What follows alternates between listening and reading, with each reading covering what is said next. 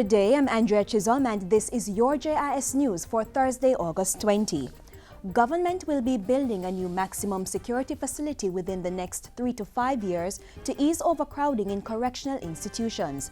National Security Minister Peter Bunting says the new institution will replace both the Tower Street and the St. Catherine Adult Correctional Centers, which are beyond their capacity for rehabilitation. We'll be looking at building a new facility more in the 1,500 to 2,000 range to replace those two facilities. The minister says it will cost about $10 billion to build the new facility. In the meantime, a 2-story building to house inmates will be constructed at the Tamarind Farm Correctional Facility in St. Catherine as the National Security Ministry continues interventions to address overcrowding at correctional institutions. On Wednesday, the ministry signed a $164 million contract with M&M Jamaica Limited to construct the 304-bed dormitory. The National Security Minister says financing of the project is an important start to the kind of capital that is needed in the correctional department. This is very significant. It's in that it's the first in a very long time that we're seeing new capital investment in an adult correctional facility. The project will be managed by the Jamaica Defence Force and completion is expected in 6 months. Spaces at the Tamarind Farm facility are expected to increase by 87% with the addition of the new block. The Development Bank of Jamaica (DBJ) has received 3 bids for the acquisition of the Petroleum Company of Jamaica Petcom. The bids were received from Rubis Caribbean Holdings, Sol Investments Limited and Phoenix Fuels Limited. One proposal submitted after the deadline on August 18 was not accepted. DBJ will now review its submissions, select its preferred bidder, and make a recommendation to Cabinet for approval.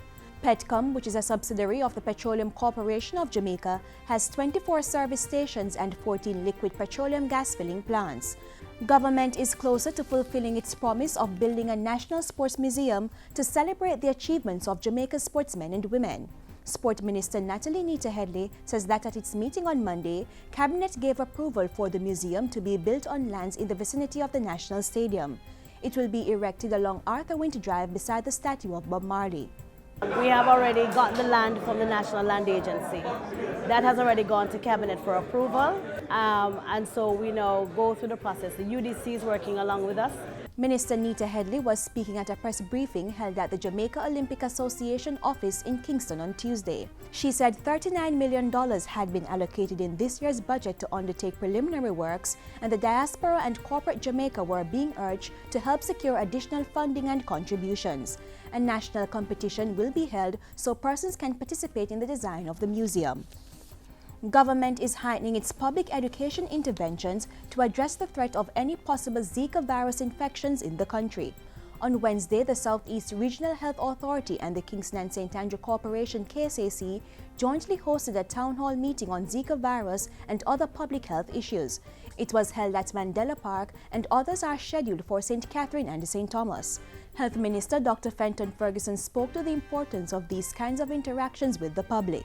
Our recent experience as it relates to chickpea further confirmed to us the importance of knowledge